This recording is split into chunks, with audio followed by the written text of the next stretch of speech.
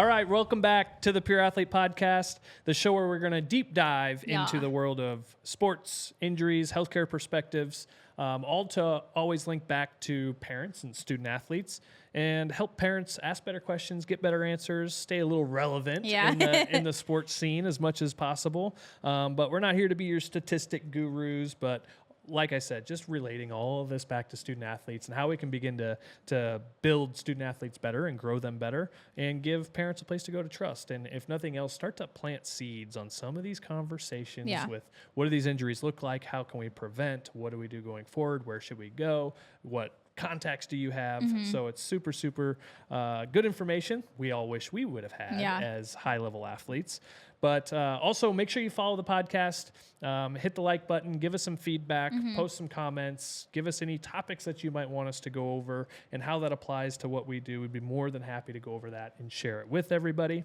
I'm Dr. Dustin Boston. I am with the AT herself, Erin Ruggieri.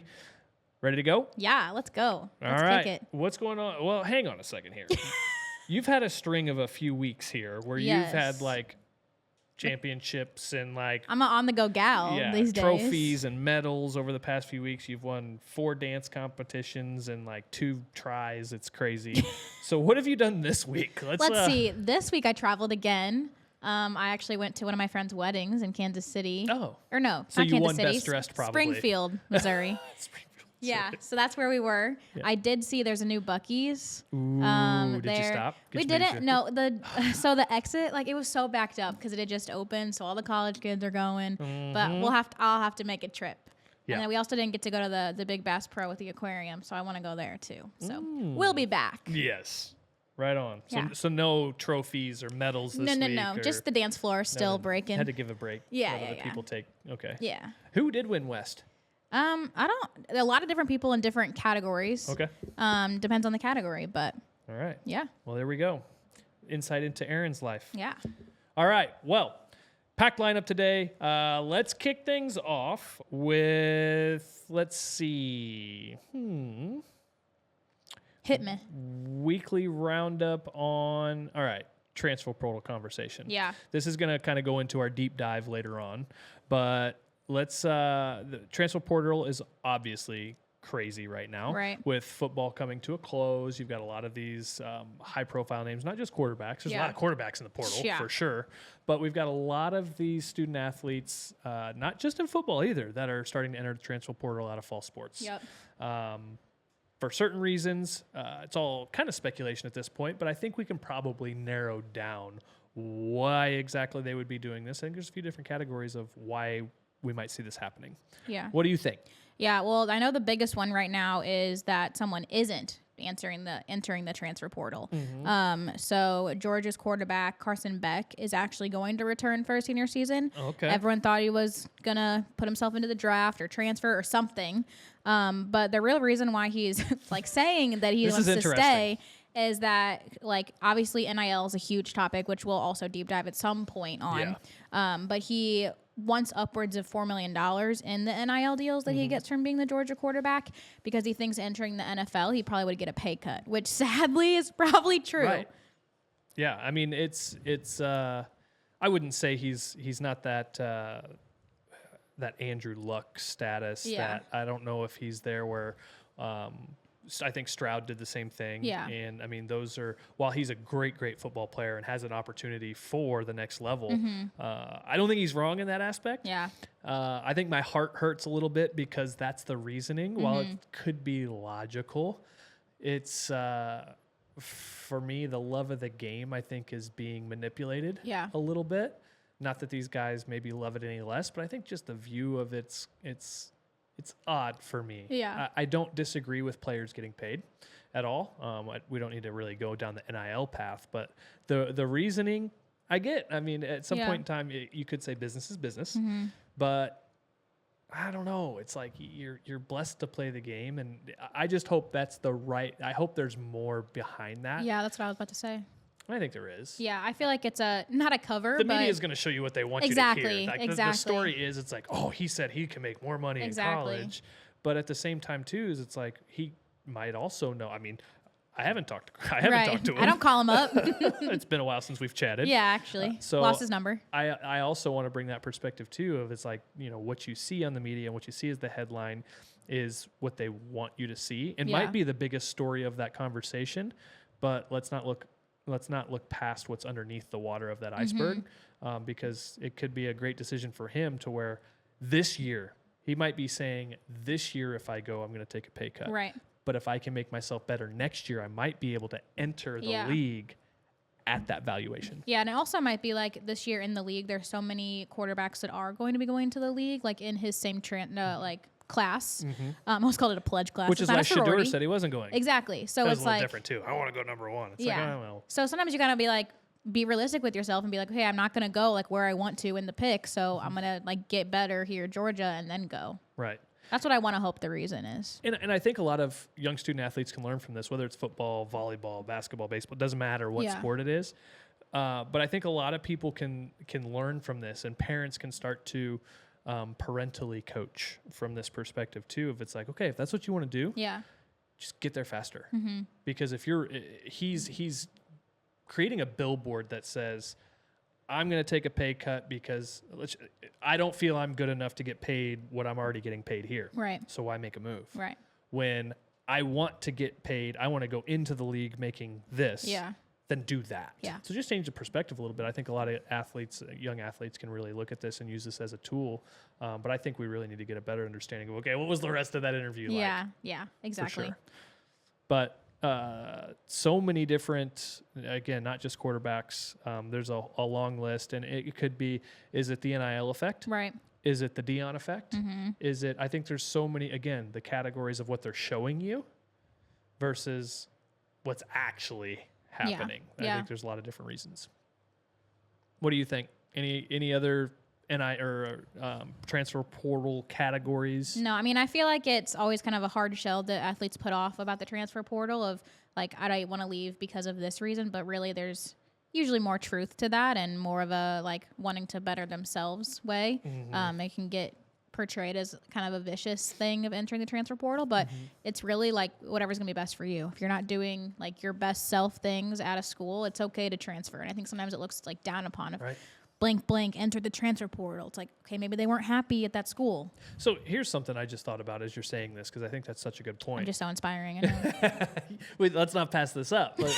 Let's this is few and far between. So let's ride this. My gosh. Let's ride this inspiration that you finally brought to the show. You're fired. I think Sam just turned me down. But so think of it this way. I don't think a majority of these athletes enjoy making that decision. Yeah.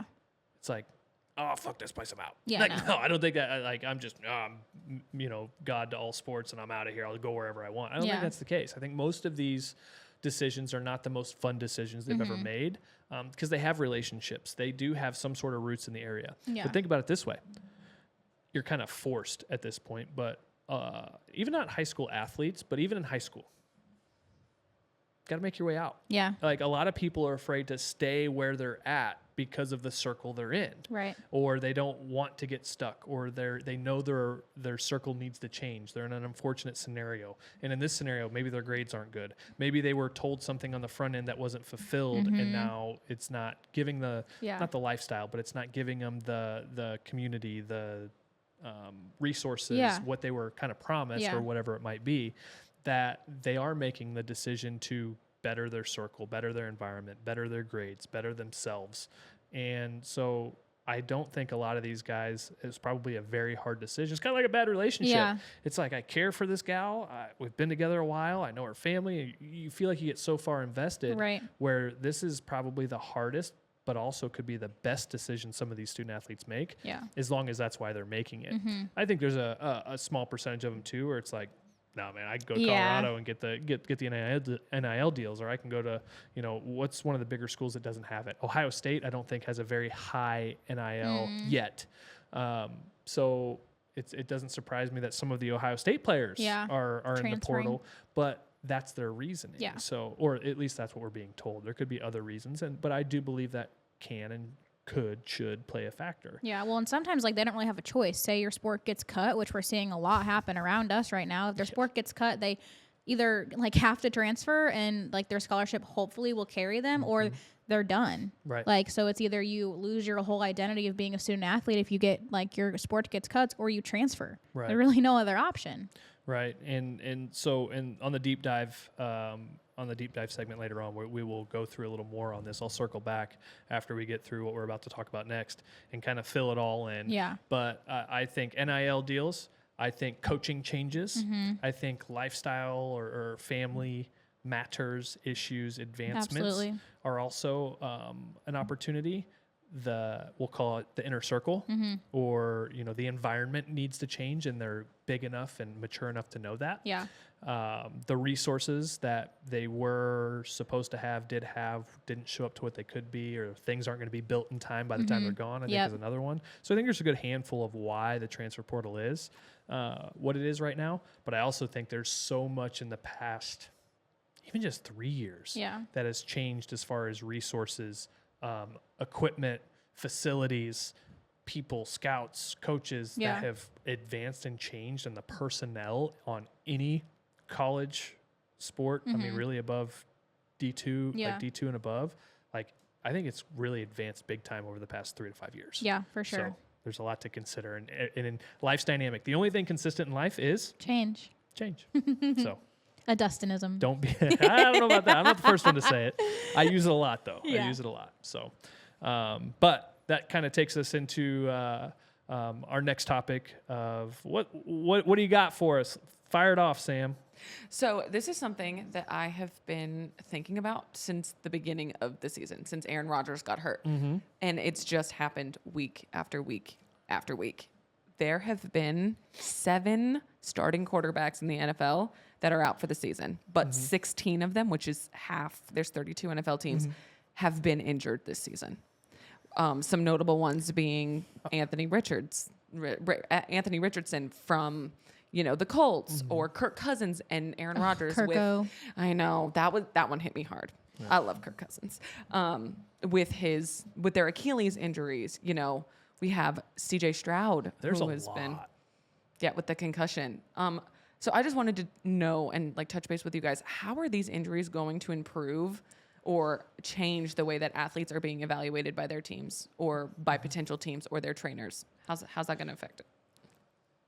Yeah, I mean, the first point of contact is the athletic trainer. Yeah, the first point of the contact is but I also think there's something to be said about how a majority of these people are QB1s and the amount of pressure that they're put under. Like, the stress that you're feeling on the external side also affects the way that your body reacts to things. And I think that doesn't really get talked about a lot, is like if you're really, really stressed about something, you're more likely to get injured. If you feel more pressure than someone else on your team, you're more likely to get injured. Yeah. Before you jump off that, let me give you my 30-second spiel on that, on what people can actually go look up. You've got gut-brain axis, and you've got cortisol. Yep. Those are the 2 things right there. Stress goes up, sympathetic nervous system flies, cortisol increases, changes cognitive process, which can also change proprioception. It can change dynamic performance output. Yeah. It can change coordination, but it also can trigger gut-brain axis issues. So when most people are stressed out, it's like, oh man, I've been on the toilet all day. It's like I'm throwing up. I'm so nervous. Yeah, that's why. Well, but that's also increasing inflammation. So now you've got leaky gut, which enough inflammation will go leaky brain scenarios. These are all things you can look up. Yeah. So I think that's a very good point and assessment as well, because biochemistry, like science is science as long as it's the correct science and non-biased. But that's the way biochemistry works. There's atoms and molecules and how our metabolism and everything within us, operates. Yeah. I mean, the big conversation is cognitive change, functional change, and the heightened dose of inflammation in the body creates injuries easier. Yeah. And I think like you said, the first point of contact is, an AT in most cases, scenarios, or it's like the sports conditioning coach, like depending on where they are when these injuries first occur. For the most part, whenever you see a quarterback or anyone come off the field, that's not the first time that injury has bothered them. Right. Like, I know Joe Burrow is now out for the season, had surgery. Like, that game was not the first time that his wrist hurt. Right. It probably happened when he was doing a clean or a squat. Like, it's not just from playing football. It's amazing how that always comes out after the injury. It's exactly. like, actually, he's been dealing with this for a couple of weeks. Yeah, they try to keep it on wraps. Like, oh, we can't tell him that he's getting hurt. Okay, he's a human. He's not a robot. Like, if I was QB1, my wrist would also be hurting. Yeah. But I think Sam phrased this in such a way that is very important. Yeah. Is how is this going to change how they're evaluated? Because we could have the conversation of, why do we think this is happening? Right. Oh, there's turf, and the way they're training, and are they lifting too much weight? And have they been adjusted? Like, what's their structure look like? Right. Like, we can talk about all those things, but being more interested in what we're talking about now. Yeah. Because again, here's my 3 to 5 year thing: is this is happening more and more, faster and faster. The quick and easy conversation is in any sport, like, this is no longer the 90s. Like, you've got Shaq and Kobe and you've got Jordan and you've got, people like, I don't know why Horace Grant's coming to mind. But you've got all of these, you've got some specimens out there. Yeah. That's like, man, like, it was obvious. Yeah. And now they're all specimens. I was going to say, yeah, everyone's a specimen now. In the like force equals mass times acceleration, the heavier these guys are and the faster they go, the harder they're going to hit, the more it's going to hurt, because as you increase force and you increase acceleration or speed, also the catastrophe that's going to happen is going to increase. You have more susceptibility to a bigger injury when force goes up, which is mass and acceleration. Yeah. Bigger guys, faster, stronger, you get hit, the chances for you having a big, huge injury is much, much greater. So that's very simply put. But then, yes, you have environmental factors, and then you have the metabolic factors. But the point of this being is we're not so much worried about, it's the turf. It's, okay, how do we evaluate them sooner? How do we predict where they are at now and how to protect them better structurally, functionally? It's not, we need better helmets. Yeah. It's like, we did a 3-minute drill. Was it the Baltimore running back? He jumps up off balance, hyperextends his knee. Still haven't heard the report, but I'm going to speculate ACL, PCL, or both. Yeah, I'd put money on it. And so what if we teach them, like, you're going to jump and try to avoid somebody in a tackle. Okay. Well, how do we teach them how to fall better? Right. It's like, if you get in this and you go, oh shit, like, didn't see him coming. Yeah. You have that split second to where a lot of those things happen in slow motion. I don't know if that worked for you, like on the dance floor. Yeah. It's like, this turn is taking forever. Yeah. Yeah. I'm like, oh God. And it slows down, and you really do have that split second to be like, I could put my leg out and stop this, or I could go down on my shoulder, roll out of it, be down, play the next down. So that is what needs to change. And I think we're not the first ones to come up with this. Right. There's somebody else talking about the same thing, but majority is people are still attacking the turf. Not necessarily wrong. Right. But let's stop talking about that, because there's another avenue we can take. Yeah. And you talk about like treating them better and learning from this and whatever, but it also can't just start whenever they already are in the league. It has to start when they're 10 and they're maybe even 5 playing flag football. Like, it has to start then, because by the time they get to the NFL or even like the high college setting, their body's already like done the things that are wrong. Yep. And so you have to, that's why we're like, double down on the kids. It's a Kobe quote. Like, you have to double down on the kids, because you're teaching them all of these things without even knowing it. You're teaching them how to fall better. You're teaching them how to react better without even knowing it. Yeah. And so the doubling down on the kids is a very, very necessary thing to do. It's like, why just give all these resources now and play catch up? I hate playing from behind. Like, I'd rather be in the lead. A lot of people ask me that at the track. With 5 to go, would you rather be in the lead with them coming and holding them off, or would you rather chase them down? I'm already in the lead. Yeah. Like, just don't screw up. Right. Do better. Like, just don't mess up. Don't suck. So, but the other thing is, my brothers and I, so Nathan and Brett both, we used to talk about this all the time back in that era of the late 90s, thousands, teens. It was so funny. We also say, oh man, he's going to get drafted. And as soon as he gets drafted the next day, he's going to have this Christmas-sized box of like supplements to start packing on weight. And it's like, I feel like that was a thing. It's like, great, you're going to get a box, start taking it. Here's your regimen, go. And it's like, we're being reactive to, now that you're qualified, now that you've been signed, now we're going to do all of the things to start to catch up and get you where you need to be, which these young student athletes, I truly believe, can be 40, 50, 60% closer to that than they've ever been. Yeah. If we continue to do like with what we're doing and how we're starting to excel, escalate, and look at other geographical locations to start these things, to begin to double down on these athletes. Because, the phrase of the question is, how is it going to change how we look at these athletes and evaluate is huge.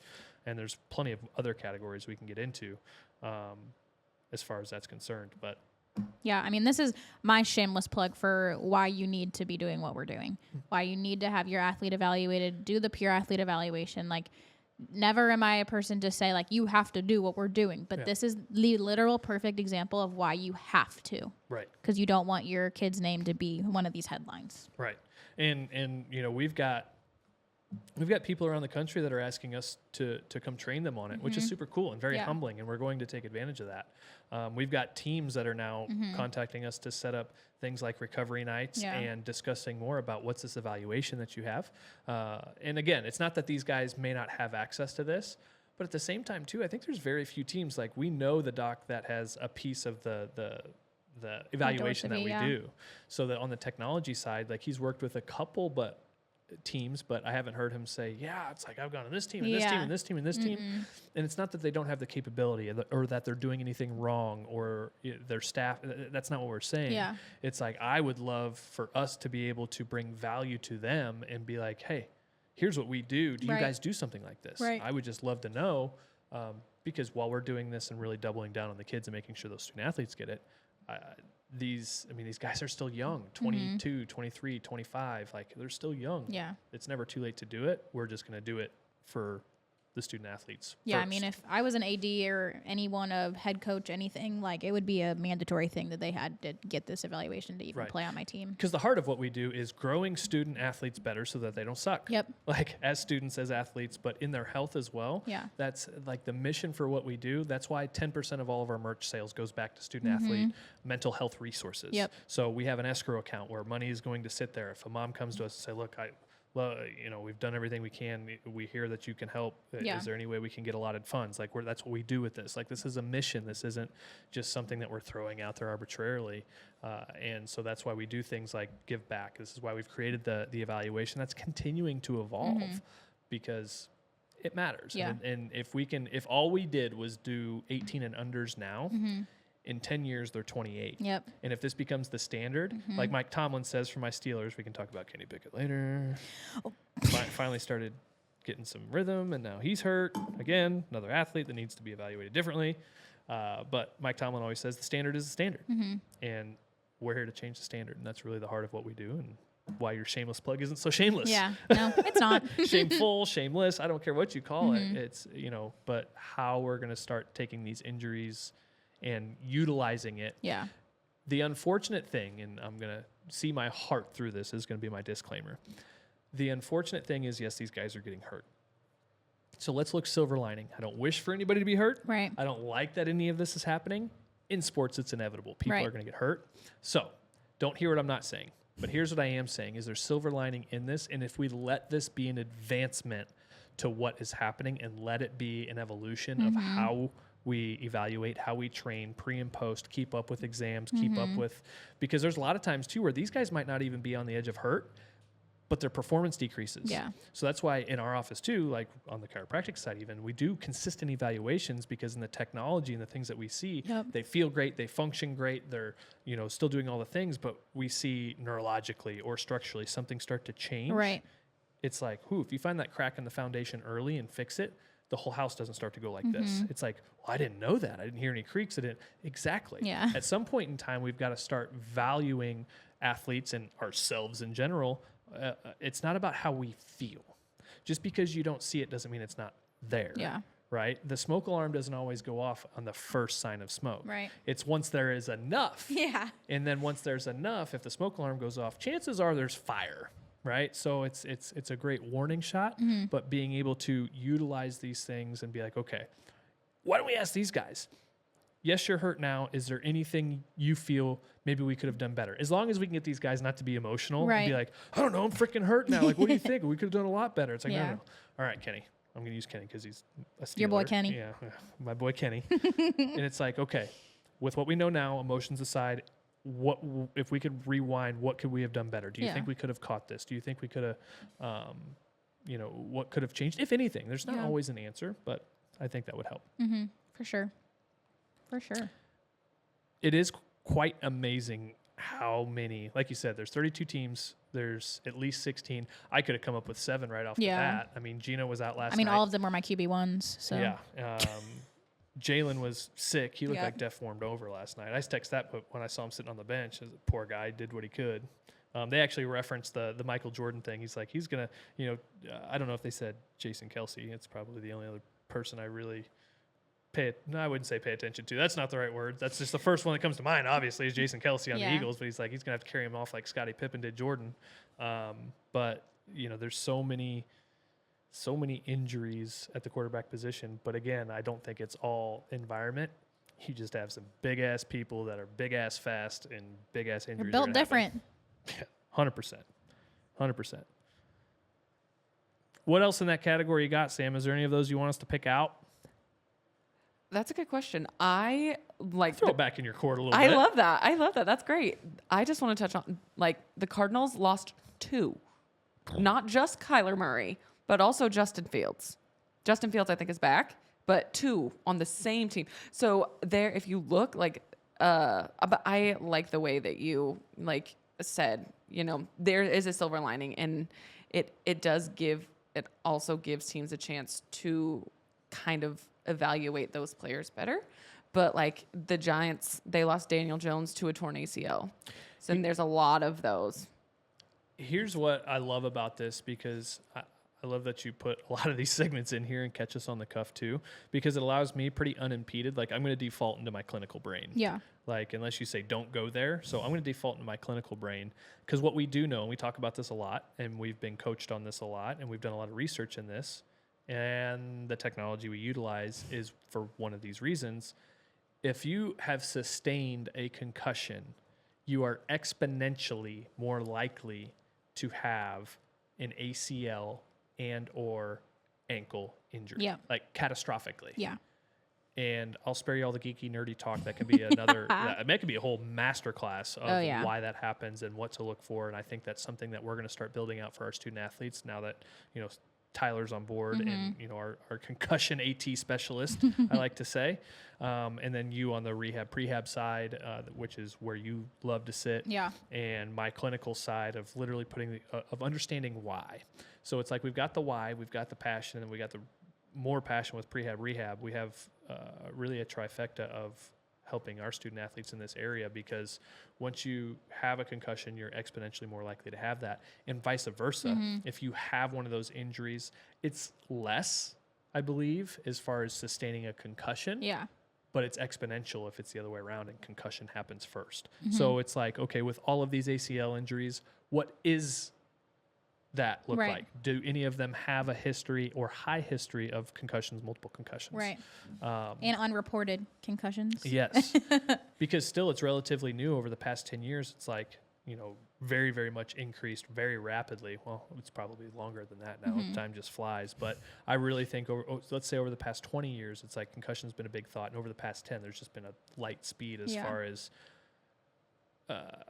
there's more data, There's more data, but I don't want to say babying the situation, but very, very much more it's kind of like the quarterback, protecting the quarterback. It's you can't breathe on him hardly. You can't touch him. You can't put a finger on him. If you're already mid-air tackling the guy, you're still going to get a flag. It's they're very, very conscious and very, very protective of that scenario now, where anything is oh, he rolled his ankle. Did he have a concussion? Right. Oh man, he bent his finger back. Does he have a concussion? Yeah. They're very, very careful with it now.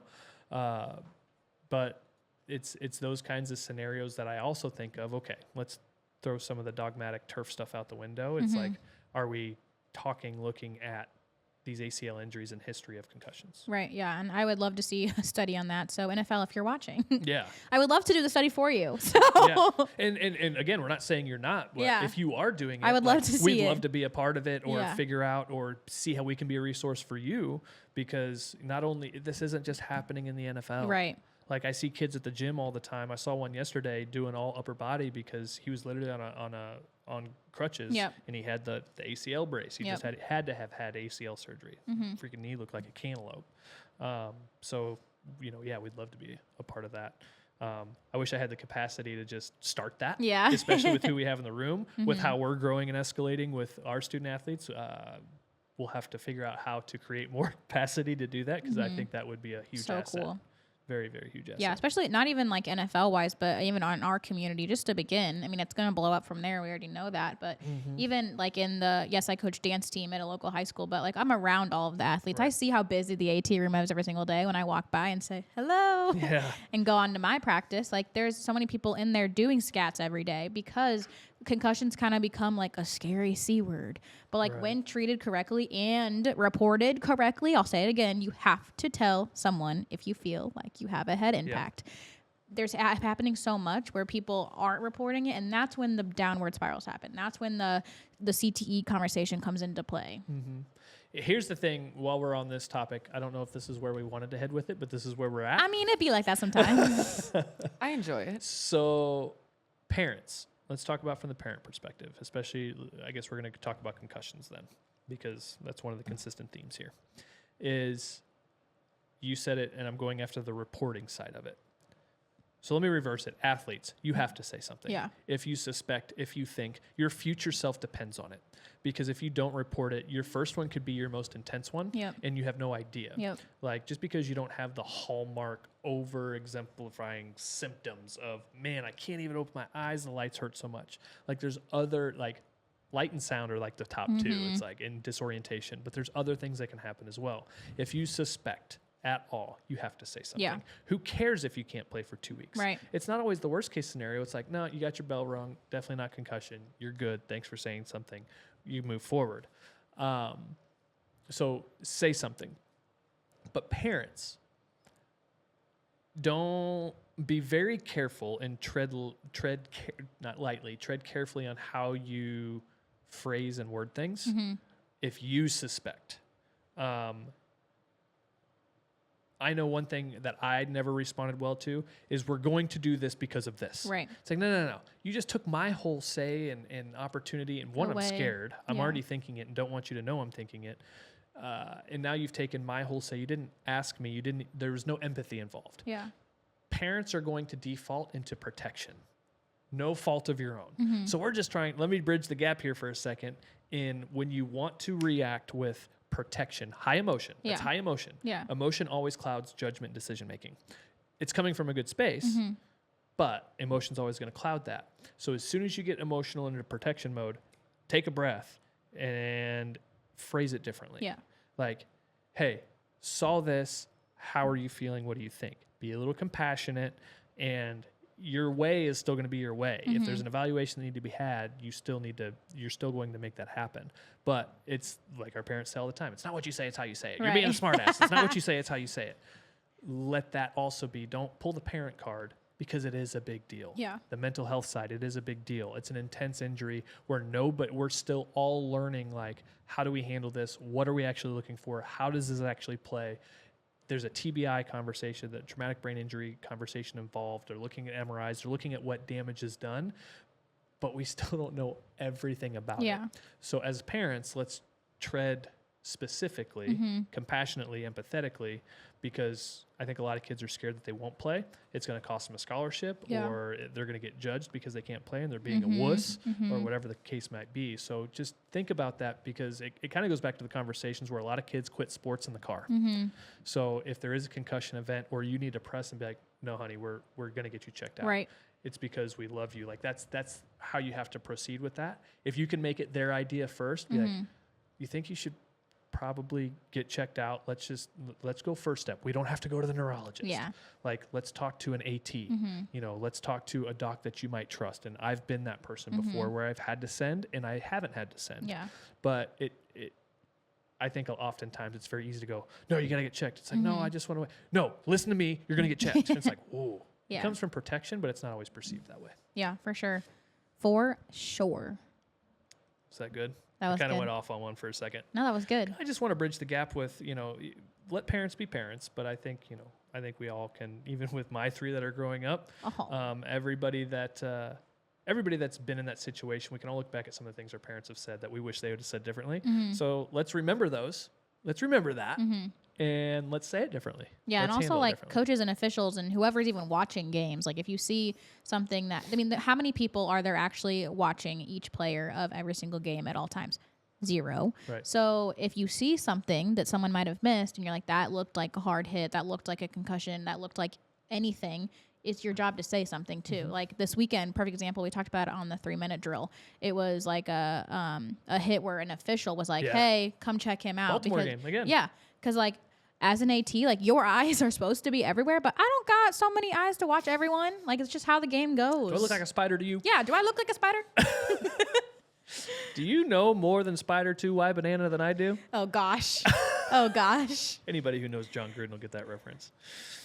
You threw the backside on the ZY Banana. Who was the primary? The fullback. All right, that was a little improv there. Well, that was good. Good. Yeah. Which kind of leads us to something that I wanted to talk about, going back not only to this, but going back to the transfer portal conversation in our deep dive of, let's just call this, the grass isn't greener on the other side. It's greener where you water it. It's a good song. You never heard that song? No. Well, maybe. I just didn't know the title. I'll play it later. All right. Cut. We'll put that in there. We'll put a link to the song. Now, if I had my phone, I just... So this is when I first looked at Sam's beautiful layout here of what we're going to talk about today. That was the first thing I thought of with this transfer portal, the NIL deal, and I kind of touched on it on the front end of this. Of, why are they ultimately making this decision? Yeah. And I just want to inspire student athletes at this point to really evaluate, if you're going to make that decision, if you're going to make a big move, make sure it aligns with your morals, with your heart, with your future. Make sure it aligns with everything about you, not just one thing you wish you had. It's like finding a wife. A lot of people are like, Doc, how'd you do it? Man, she wants to race like 8 days a week. Like, my wife would be upset. And it's like, well, here's the thing. Is if you can check off every box of what you're looking for in a car, in a school, in a spouse, in a house, in everything, if you do not settle at all, you're always going to have a favorable outcome. But if all I wanted was for looks, or if all I married for was for money, or whatever, it puts you in a very hairy predicament that everything else is going to turn out the way you want it to. Yeah. So you have to make sure, if you do anything, make sure it checks off all the boxes. Because it's very easy to see, like, oh, Colorado's got some of the most NIL deals in the country. They've got, per capita, or however they want to phrase it. It's like they have I don't know what the number is, $80 million of these kids, to these kids just in Colorado. It's like, okay, well, is that the Dion effect? Is that, it doesn't matter. So don't just let things like that cloud your judgment, because a lot of times if you do what you're doing long enough and you sit it out that extra split second, you're going to win. It's like the guy trying to dig through a mountain. He finally gives up. And it's like one more strike would have got him through. It would have finished the tunnel. It's like, don't give up because the grass appears greener on the other side. It's what do they do to the end zones to put the Chiefs' name in the end zone? They paint it. Yeah. Like, a lot of people paint their grass. Like, they don't show you everything about it. You don't know what underlies that NIL deal. You don't know what underlies in the facilities, in the coaching. It's like it all looks like green, bright grass until you get there. Your grass can also look green if you just water it. What if you communicate more? What if you go above and beyond and help people more, show up earlier, don't procrastinate? There's so many things that if you literally just water your side of the fence, the grass gets greener. So be very, very careful, because there is a time and place to make the move, like we talked about earlier. Right. Is the circle toxic? Is there some unavoidables? Is there family things, strengths? Some of these kids are married. Yeah. What does that look like? If it checks off every box, then great. Make the call. Because we know it's not easy, but make the call. It seems very easy when you're chasing one thing, especially when it's the shiny thing. It's the money, it's the fame, it's the spotlight. And if it only checks off one box, it's like, look at how many successful athletes there have been that made a decision that cost them everything. Exactly. that can happen very quickly. Yeah, and then like everything has its pros and cons. I mean, some school that you're looking at might look like the best school in the whole world. They have the best training facilities, they have the best locker room, the best living. But then once you get there, like you might change your mind, and that's when it's okay to transfer and be like, if you don't feel like at home, you don't feel like you're a valued member of a team, like you can transfer. And so like you never know by you saying like I'm just gonna stick it out because I want the big Ohio on my chest. Okay, well maybe if you going to like a smaller school or even a D2 school, you don't have to just stay in D1. Like you're gonna be a better person, a better athlete, you'll have a better college career. Yeah, you never know. Right. And there's when we had Pierre Desir on, and when that one comes out, you will hear him say something very profound as well. Of a lot of people are mistaken. This isn't a quote. This is kind of paraphrasing. A lot of people are mistaken about getting drafted out of not a D1 school. Yeah, it happens. Yeah, it happens a lot. And those people who water their seeds, if they're in D2, D3, and AIA, it still happens. Yeah, like kids get drafted out of high school all the time. Yeah, like in some sports anyway. So don't get confused with. And a lot of people, it's a lifestyle thing too for you student athletes. A lot of people won't make a hard decision because they are afraid that they're going to lose a lifestyle class listing. It's like, oh man, he went to Penn State and now he's going to, Appalachian State University or whatever, a D3 school or whatever. I don't know if they're D3, but they're going to go to a sub D1 school. And they feel they're going to get judged. So instead, they stick it out for 5 years. They never get playing time when they could have been that person that could have helped somebody, helped a team, had a better lifestyle, had a better impact, and would have shined differently. Well, recruits don't. That sounds like excuses to me. Yeah. Did you communicate to recruits? Like you're not just going to always magnetize people. You can make the magnet stronger if you just do the work. It's like if you were at Penn State, you're going to go to a lesser school, or you go from a D1 to a lesser class school, then stay in communication with the coach. Hey, coach, this is why I'm doing it. I hope you support me in this. Keep the bridges bridged. Yeah. And then figure out who are the scouts that were scouting me. Stay in touch with them. Here's why I'm making that move. Send letters. Do everything you can, because I guarantee you 1% of kids are doing that, if not less. Yeah. You can get drafted out of anywhere. Yeah. So the grass isn't always greener on the other side. It's always greener where you water it. Yeah, I mean, D1, 2, 3, NAIA, JUCO, like it doesn't matter. It's still an opportunity to play what you love at a different level. And like if your goal is to make it to the league, then like, yes, your plan might look a little differently. But if your plan is to just trust the process and trust whatever is going to happen for you, like you're going to be led in the right direction no matter what it is. Right.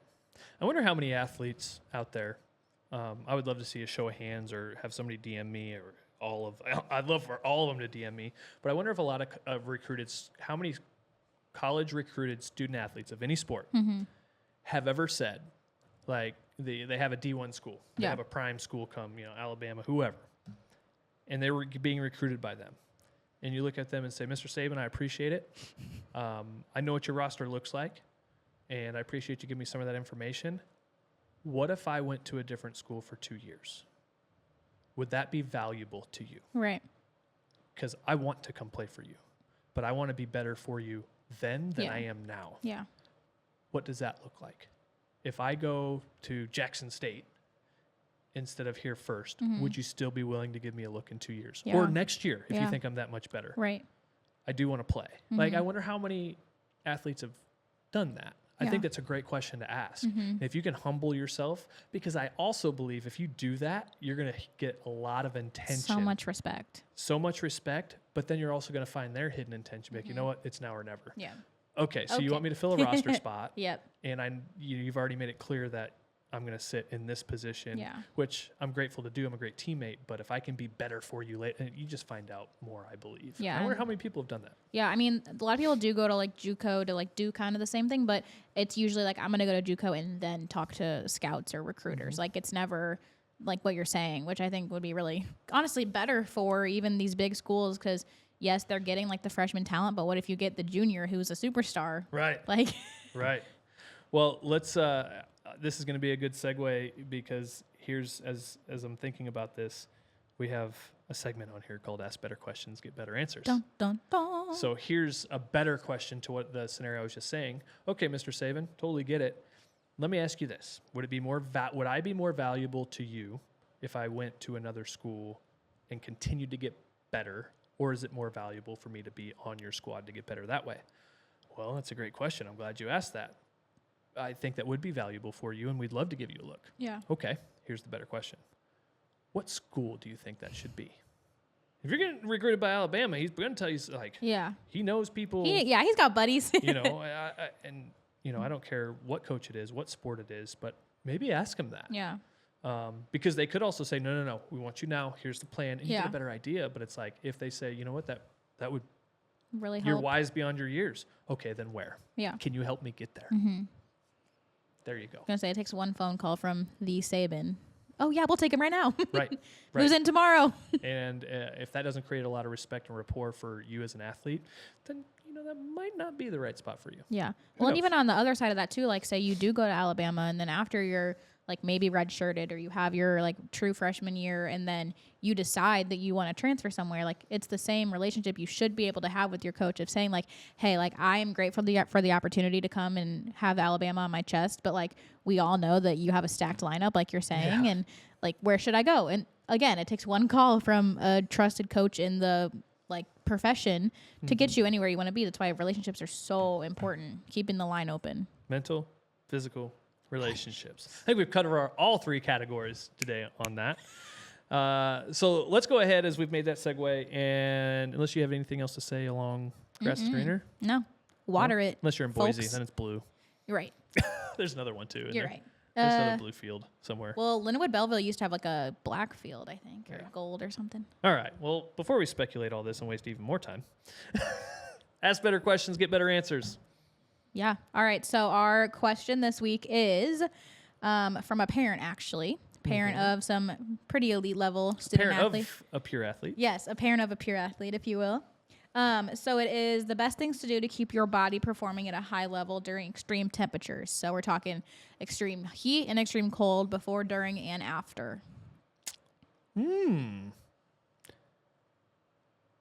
Let's see. I love that these are on the spot. I know. Well, first and foremost, and we've given this into our group for those that have asked, is always... I'm just going to go literal pregame. Like you show up an hour and a half before the game, 2 hours before the game. The dynamic warm-up is huge. That's something that you have created for us that is a living document that is always changing, but dynamic workout, 100%. Yeah, and prepare, because the reason why you have to do that is you're preparing your body for the specific demands you're about to put on it.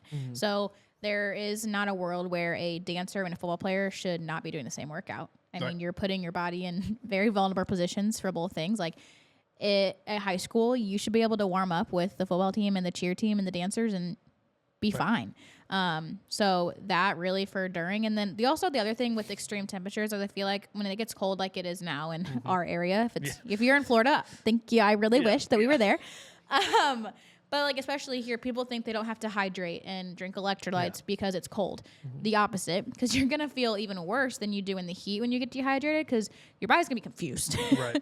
You're putting it into a kind of shock of it's really, really cold, but I'm really dehydrated. I have nothing to work with. And you have to do that during. You have to be feeling your body during, after especially, and say you warm up as a team, and then if you're not ready to go, it's on you as an athlete to then get yourself ready in what way that you need to do, because there's no excuses. Maybe your program doesn't really have resources on warming up and prehab and all of that thing, but if you have branched out and got that information for yourself, then there's no excuse why you shouldn't be doing it. 100%. The recovery side of things as well. Recovery doesn't just happen after the games. In some of these sports, a lot of these sports, you're going to get a blow throughout the game. Soccer's one of the ones that you get pulled out, you're done. But basketball, football, volleyball, you've got opportunities to recover. I think that is probably something we need to put on our own docket. To what do you do when you get that 3-minute blow in the middle of the game? What do you do at that point? What's available? I'll grab a drink of water. It's what else is there? Is there anything any supplement that I should be putting in that water while I'm on the bench? Is there something during the middle of the game that would help that? Should I get a hold of an AT and say, rub the calf out and start rubbing the calf out before there's a cramp. Yep. I'm just brainstorming this off the top because this is a great question. And, increasing circulation is always a good idea. And so how do we do that better even during the game? Yeah. And then post game.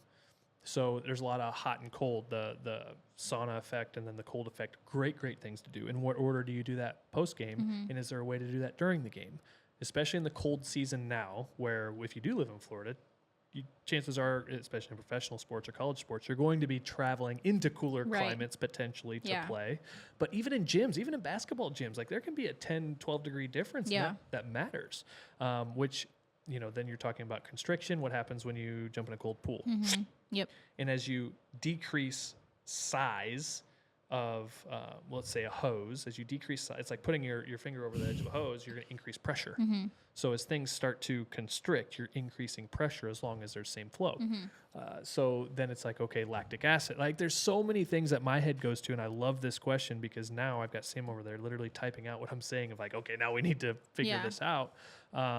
Because it's just the same for warm. And a lot of times too, while we've talked about the true pregame, there is always on the front end where you can be doing this beforehand. Like there is pre-game, there's pre-schedule. Yep. It's like, how are you training 30 days prior? What does that look like from a summer diet to a winter diet? Does that matter? Yes, it does. Yeah. What are you eating more of in the winter versus the summer? It's like those things do matter. So that's a great question that we are going to have to unload expound. Yes, more of. But I think it's awesome. Yeah. I think, do you have anything right off the bat? Yeah, just an example, like in clinicals when I worked with a lacrosse team, we had a... You go to instant gratification. I'm like deep diving, overthinking, like, what's the protocol? She's like, do this. Just a real life example. We had a lacrosse player who dealt with really, really bad leg cramps. We would do literally anything that the textbook says to do when he would get cramps. He would come out of the game. We were trying compression. We were doing ice. We were all these things. But what we ended up doing is like pregame, he had his own like water bottle. Everyone on the team has, the Gatorade water bottles, the nice squeezy ones. Like we would wrap his in white tape. And so whenever they had the drink breaks, he wasn't just getting normal water. He was getting like a special mixture of water, electrolytes, and salts, like so many things. It was not tasty to make up. Yeah. But it helped him from not cramping because we weren't waiting until he was already cramping to then help the issue. And so in the hot games, in the cold games of lacrosse season, like he didn't have that happen. And then during halftime, like he would come into the AT room instead of going up to the locker room, and he would get like Graston and massage on his calves instead of sitting in the locker room and letting himself cool down. Like his body didn't work like that. Yeah. And so it's really just about figuring out how your body works, how your athlete's body works, and making it do that way versus like reading in the textbook of, okay, what does this say I have to do if like they just got blown for 3 minutes? Like, what am I doing? And here's for you athletes that hopefully are listening at this point in time, this is an ask better question, get better answer moment too. Here's how you help us. We can't read your mind. We don't know what your body's feeling, doing. I wish. Yeah, no doubt. Okay, sit here. We're going to tap in, and I'm going to figure out exactly what you're feeling, experiencing, how it functions. We can't do that. Yeah. You can log it. Anything that seems off. Like, I don't care. It's like I had a spasm in my calf. It was like kind of like you get in your eye, and then it was 30 seconds and it went away. It happened in the second quarter. I was on the floor. I was on the bench. This is when it happened. Yeah. Log that stuff. And if it's a consistent theme, it's like it always happens in the second quarter, and it always happens right when I come out and I'm sitting on the log that stuff. We can ask better questions, get better answers too while you're logging it and fill in some holes. Yeah. What did you eat that day? What didn't you eat? When did you wake up? Like there's so much that we can go in, but log those things. If you're experiencing certain symptoms, scenarios, whatever it is, log it. Or if there's something you want to be better, it's just like, I just want to be able to do this. Log exactly how it went, what you're doing, everything you can. And that's a diary for me. Yeah. I don't care what the situation and how many points you scored. It's like, no. I want to know performance-wise of your body, not your stat line.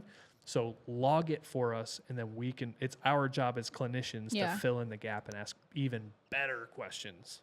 But that's how you can help us, and that's how you can help your AT, your doc, whoever it is you're working with, and parents too. Like if you see something, like log it from the stands. Yeah. Get interactive with your student athlete as you do it. Like, don't do this behind their back. And be like, oh, I saw 3 weeks ago. I've been watching you. Thing.